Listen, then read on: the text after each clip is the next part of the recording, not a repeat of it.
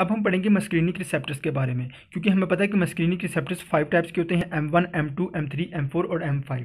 और हमने जैसे कि पीछे पढ़ा है कि M1, M3 और M5 ये क्या होते हैं, ये एक्साइटेटरी होते हैं, जबकि M2 और M4 रिसेप्टर्स जो उनसे होते हैं ये इनहिबिटरी होते हैं। M1 क्योंकि GQ टाइप रिसेप्टर है तो ये एक्साइटेटरी है, इसके लोकेशन के बारे में पढ़ते हैं। ये CNS पर मौजूद होगा और स्टमक पर होगा। CNS में different parts of the CNS like hippocampus, basal ganglia etcetera. तो मेन इसका रोल जो याद रखें वो क्या है, CNS में क्या करेगा, मेमोरी को इंक्रीज करेगा और कोग्निटिव फंक्शंस वगैरह कराएगा। इसके अलावा सेक्सुअल अरोजल एंड एनाल्जेसिक फंक्शंस भी ये परफॉर्म करता है। और स्टमक में, क्योंकि स्टमक में हमें पता है स्टमक में हमारे पैराइटल सेल्स होती हैं जिनका काम क्या होता है, HCl की प्रोडक्शन कराना। चूंकि दी एक्साइटेटरी रिसेप्टर है इस वजह से HCl की प्रोडक्शन को इंक्रीज कर देगा। M2 हमने कहा है कि GI टाइप रिसेप्टर है। GI टाइप मतलब कि इनहिबिटरी रिसेप्टर है। ये जो फंक्शन है उसको कम करेगा, उसको डिक्रीज करेगा रेट को। ये कहाँ पर प्रेजेंट होते हैं, ये हमारे heart cells, cardiac cells heart पर मौजूद होते हैं। हार्ट पर SA node, AV node, bundles of His, यहाँ पर ये receptors M2 type muscarinic receptors present होते हैं। इनका काम क्या होता है, ये बेसिकली हार्ट रेट को डिक्रीज़ करते हैं। क्योंकि ये जब फॉर एग्जांपल ऐसे नोट पर अगर M2 टाइप रिसेप्टर्स प्रेजेंट है तो ये क्या करेंगे, ये एक्शन पोटेंशियल जो आ रहा है उसको डिक्रीज़ कर देंगे। जब एक्शन पोटेंशियल सेल के अंदर डिक्रीज़ होगा तो डेफिनेटली वो हाइपर पोलराइजेशन की तरफ चला जाएगा। जब हाइपर पोलराइजेशन होगी तो जो पोटाशियम आयंस प्रेजेंट है सेल के अंदर वो बाहर को चले जाएंगे, पोटाशियम का इफ्लक्स हो जाएगा। जब पोटाशियम का इफ्लक्स होगा तो सेल के अंदर नेगेटिव चार्ज बढ़ना शुरू हो जाएगा, जिसकी वजह से सेल की एक्टिविटी इनहिबिट कर जाएगी। इसी वजह से हार्ट रेट डिक्रीज हो जाता है, जो कि ब्रैडिकार्डिया की तरफ भी लेकर जाता है। देखिए हमें जैसा कि पता है, हमने बात की है कि अगर सेल के अंदर सोडियम का इन्फ्लक्स होगा तो वो सेल को डीपोलराइज कराएगा और एक्टिवेट करेगा, एक्साइट करेगा। चूंकि हम पढ़ें कि M2 रिसेप्टर्स हैं और ये हार्ट पर मौजूद हैं तो ऑटोमेटिकली G टाइप रिसेप्टर्स की टाइप है, तो यहाँ इनहिबिशन होगी जिसकी वजह से यहाँ पे हाइपर पोलराइजेशन हो जाएगी और यहाँ पर जो इफ्लक्स होगा वो पोटाशियम बहुत ज़्यादा कंसंट्रेशन में सेल से बाहर जाना शुरू कर देगी। जब पोटाशियम जाएगा तो सेल इलेक्ट्रोनेगेटिव होना शुरू हो जाएगा और सेल की एक्टिविटी इनहिबिट हो जाएगी। नेक्स्ट हमारा टाइप है M3 टाइप। M3 टाइप जैसा कि हमें पता है कि ये एक्साइटेटरी होती है और इसका काम होता है एक्साइटेशन कराना, और ये GQ टाइप रिसेप्टर्स होते हैं। ये कहाँ कहाँ प्रेजेंट होते हैं, ये एक्सोक्राइन ग्लैंड्स, हमारी ब्लड वेसल्स, हमारे स्मूथ मसल्स। एक्सोक्राइन ग्लैंड्स, जितने भी एक्सोक्राइन ग्लैंड्स हैं, फॉर एग्जांपल सलाइवरी ग्लैंड है, उसमें क्या करेगी, सैलिवेशन जो होती है उसको इंक्रीज़ कर देगी। हमारे लैक्रिमल ग्लैंड्स है आइज़ के पास, उसमें क्या कराएगी कि वो लैक्रीमेशन को इंक्रीज़ करा देगी। स्वेट ग्लैंड्स हैं वो स्वेटिंग को इंक्रीज़ करा देगी। और पैंक्रियास जो उनसे हैं वो क्या कराएंगे कि वो पैंक्रियाटिक सेक्रीशन है उसको इंक्रीज़ करा देंगे। ये रिसेप्टर्स बेसिकली होता क्या है कि जब एसिटाइल कोलिन आकर इन रिसेप्टर के साथ बाइंड करेगी तो M3 रिसेप्टर जो एक्सोक्राइन ग्लैंड पर मौजूद है ये एक्टिविटी को एक्साइट कर देंगे। नेक्स्ट हमारा है कि ब्लड वेसल्स पर भी M3 रिसेप्टर्स मौजूद होते हैं। वो कहाँ पर होते हैं, एंडोथीलियम के ऊपर। ये ब्लड वेसल है, इसकी एंडोथीलियम है। अब एंडोथीलियम पर यहाँ पर क्या है, यहाँ पर M3 रिसेप्टर्स मौजूद हैं। जब एसिटाइल कोलिन आएगी वो क्या करेगी, बाइंड करेगी, एक्साइट करेगी। इसके साथ जब यूं ही बाइंड करेगी तो क्या होगा कि जो एंडोथीलियल सेल्स हैं वो नाइट्रिक ऑक्साइड को प्रोड्यूस करना शुरू कर देंगे। जब नाइट्रिक ऑक्साइड रिलीज़ होगी तो क्योंकि ये एक्साइटेटरी प्रोग्राम है, एक्साइटेटरी एक्टिविटी शो कर रहे हैं कि इसको एक्साइट करा रहे हैं एंडोथीलियल सेल्स को और नाइट्रिक ऑक्साइड को रिलीज़ कराने हैं। अब नाइट्रिक ऑक्साइड क्या करेगी, जो ब्लड वेसल्स हैं उनकी स्मूथ मसल्स उस पर जाकर एक्ट करेगी। यूँ ही उस पर एक्ट करेगी तो ये क्या करेगी, ये वेजो डायलेशन करा देगी। बेसिकली M3 रिसेप्टर्स का ब्लड वेसल्स पर काम क्या है, ये वेजो डायलेशन कराते हैं। नेक्स्ट है स्मूथ मसल्स हमारे ब्रोंकाई के स्मूथ मसल्स हैं, हमारे ब्लैडर के, इंटेस्टाइन के, आइज़ के और GI ट्रैक्ट के। स्मूथ मसल्स जो उनसे हैं, ब्रोंकाई जो लंग्स में ब्रोंकाई है उनके स्मूथ मसल्स पर M3 रिसेप्टर्स प्रेजेंट होते हैं। जो ही एसिटाइल कोलिन आकर इन पर एक्ट करेगी, इनके साथ बाइंड करेगी तो क्या होगा, ब्रोंको कंस्ट्रिक्शन हो जाएगी, जो एयर वेज हैं वो कंस्ट्रिक्ट कर जाएंगे। और ब्लैडर में क्या होगा, ब्लैडर में हमारे डेट्रूसर मसल्स प्रेजेंट होते हैं। वो क्या करेंगे, वो M3 रिसेप्टर्स मौजूद हैं, वो क्या करेंगे, वो कंट्रैक्शन करा देंगे इन डेट्रूसर मसल के। जब कंट्रैक्शन होगी तो डेफिनेटली यूरिनेशन मिक्टूरेशन का प्रोसेस स्टार्ट हो जाएगा। और इंटेस्टाइन में जो ही M3 रिसेप्टर्स पर एसिटाइल कोलिन आकर बाइंड करेगी तो इंटेस्टाइन जो सी है वो कंट्रैक्ट करेगी। जब वो कंट्रैक्ट करेगी तो क्या होगा, डेफिकेशन का प्रोसेस स्टार्ट हो जाएगा। और आइज़, याद रखिएगा आइज़ में हमारे प्यूपिली स्फिंक्टर मसल्स प्रेजेंट होते हैं। वो क्या करेंगे, M3 रिसेप्टर्स इन प्यूपिल स्फिंक्टर मसल्स पर प्रेजेंट होते हैं और ये क्या करते हैं, प्यूपिल की कंस्ट्रिक्शन करा देते हैं, जिसे मायोसिस भी कहा जाता है। और GI ट्रैक की बात की जाए तो GI track gastro intestinal tract है, इसमें क्या करेगी, स्मूथ मसल्स, जो GI ट्रैक के स्मूथ मसल्स हैं उस पर ये पेरिस्टालसिस कराएगी, HCl की सेक्रेशन होगी, पेप्सिनोजन की सेक्रेशन होगी, रेस्टिंग और डाइजेस्टिंग सिस्टम की एक्टिवेशन होगी, और इसके अलावा मोटिलिटी इंक्रीज़ हो जाएगी।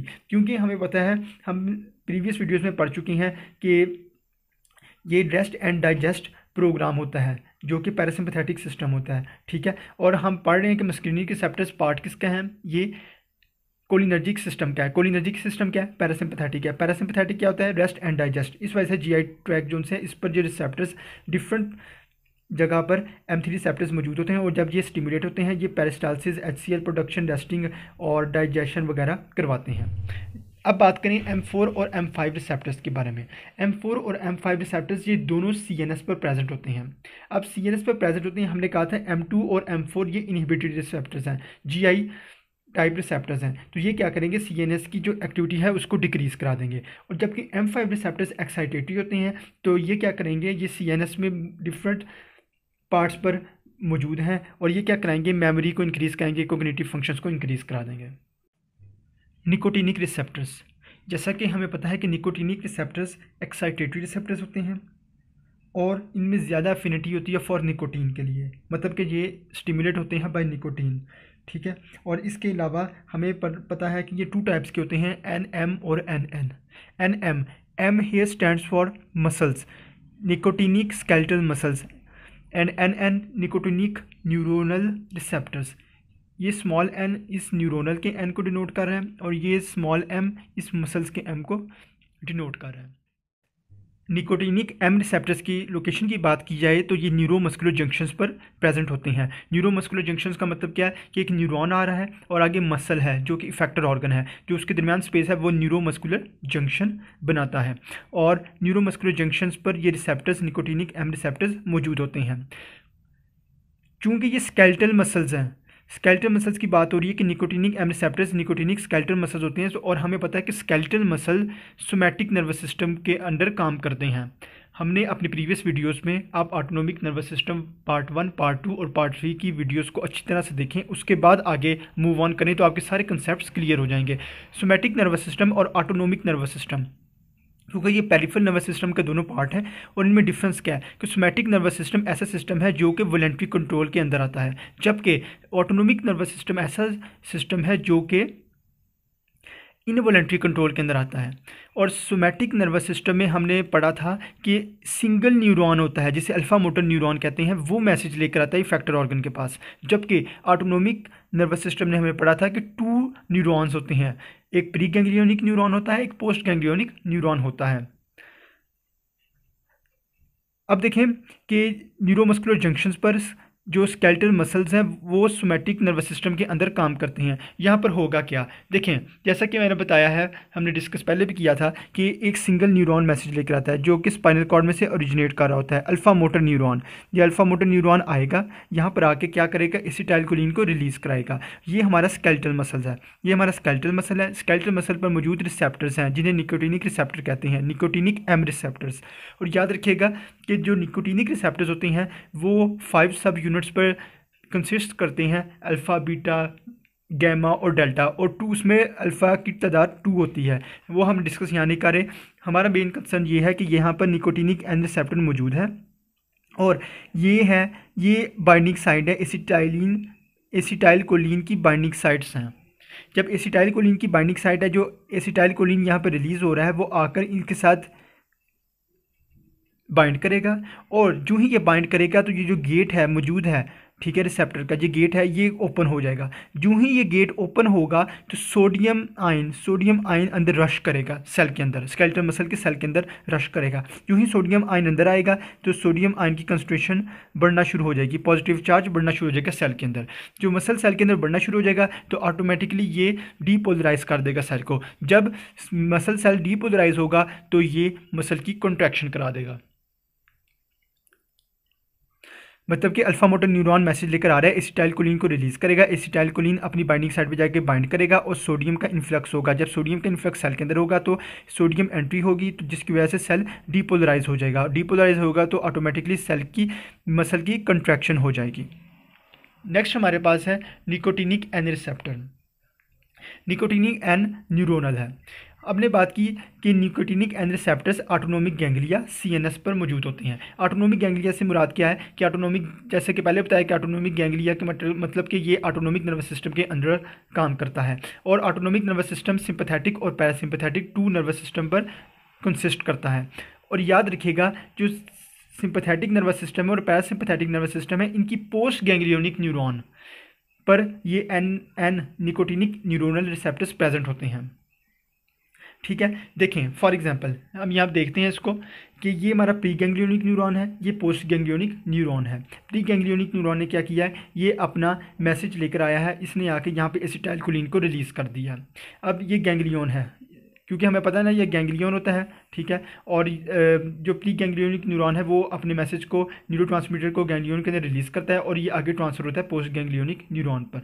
अब यहाँ पर एसिटाइलकोलिन रिलीज़ हो गया। जब एसिटाइलकोलिन रिलीज़ हुआ है तो यहाँ पर क्या है, यहाँ पर रिसेप्टर्स मौजूद हैं जिन्हें एन रिसेप्टर कहते हैं। ये एसिटाइलकोलिन यहाँ पर इन रिसेप्टर्स के साथ जाकर बाइंड करेगा। जब ये बाइंड करेगा तो फिर क्या होगा, तो यहाँ पर कुछ केटाइन चैनल्स हैं, सोडियम चैनल्स हैं, वो ओपन हो जाएंगे। जब वो ओपन होंगे तो सोडियम अंदर रश करेगा। सोडियम जब अंदर रश करेगा तो क्या करेगा, ये पॉजिटिव चार्ज बढ़ा देगा। उसके बाद क्या होगा, जब सोडियम अंदर रश करेगा इलेक्ट्रोपॉजिटिव बना देगा, तो यहाँ पर भी sodium gated ion channels present होते हैं। देखें यहाँ पे सोडियम गेटेड आयन चैनल्स मौजूद हैं। अब कुछ सोडियम जो है वो आगे एक्सोन की तरफ मूव करेगा और कुछ जो है वो इफ्लक्स कर जाएगा, बाहर निकल जाएगा सेल से। इस तरह ये अपने मैसेज को लेकर जाएगा और यहाँ पर जाकर अपने फैक्टर ऑर्गन के करीब जो रिलेटेड न्यूरोट्रांसमीटर होगा उसको रिलीज़ कराएगा, मतलब कि सिग्नल सेंड कर देगा। अब देखें ये थी एक जनरल सा ओवरव्यू कि ये कैसे काम करता है। हमारा कंसर्न बेसिकली ये है कि निकोटिनिक एन रिसेप्टर्स, जो कि हमें पता है कि निकोटिनिक है तो ये एक्साइटेटरी हैं, ठीक है। निकोटिनिक एन रिसेप्टर्स जो हैं वो ऑटोनोमिक गैंग्लिया पर प्रेजेंट होते हैं। कहाँ पर, सिंपैथेटिक और पैरासिम्पैथेटिक की पोस्ट गैंग्लियोनिक न्यूरॉन्स पर। अगर सिंपैथेटिक नर्वस सिस्टम की बात की जाए तो उसकी पोस्ट गैंग्लियोनिक न्यूरॉन पर वो क्या कहते हैं, रिलीज़ करता है, या तो एपिनेफ्रिन को रिलीज़ करता है या फिर नॉर एपिनेफ्रिन को। फॉर एग्जांपल ये अज्यूम करें कि ये पोस्ट गैंग्लियोनिक न्यूरॉन है, ठीक है, ये पोस्ट गैंग्लियोनिक न्यूरॉन है, इस पर एसिटाइलकोलिन ने आके एक्ट किया। अब ये मैसेज को लेकर जा रहा है। अब ये जाकर फैक्टर ऑर्गन के करीब या तो एपिनेफ्रिन को रिलीज़ करेगा या नॉर एपिनेफ्रिन को रिलीज़ करेगा in case of sympathetic nervous system. अगर एपिनेफ्रिन को रिलीज़ करेगा तो ये कब करेगा, जहाँ पर अगर फैक्टर ऑर्गन एड्रिनल मेडुला होगा, और या फिर ये नॉर एपिनेफ्रिन या डोपामीन को रिलीज़ करेगा। नॉर एपिनेफ्रिन और डोपामीन आपको पता है कहाँ कहाँ रिलीज़ होते हैं, इसके बारे में ऑटोनोमिक नर्वस सिस्टम की वीडियोज़ में बताया गया है। आगे है पैरासिम्पैथेटिक नर्वस सिस्टम। अब पोस्ट गैंग्लियोनिक न्यूरॉन है पैरासिम्पैथेटिक नर्वस सिस्टम का, वो क्या करेगा, वो रिलीज़ करेगा एसिटाइलकोलिन को। सिंपैथेटिक नर्वस सिस्टम में एपिनेफ्रिन और नॉर एपिनेफ्रिन रिलीज़ होगी, जबकि पैरासिम्पैथेटिक में जो ACH को जो पोस्ट गैंग्लियोनिक न्यूरॉन है वो रिलीज़ करेगा।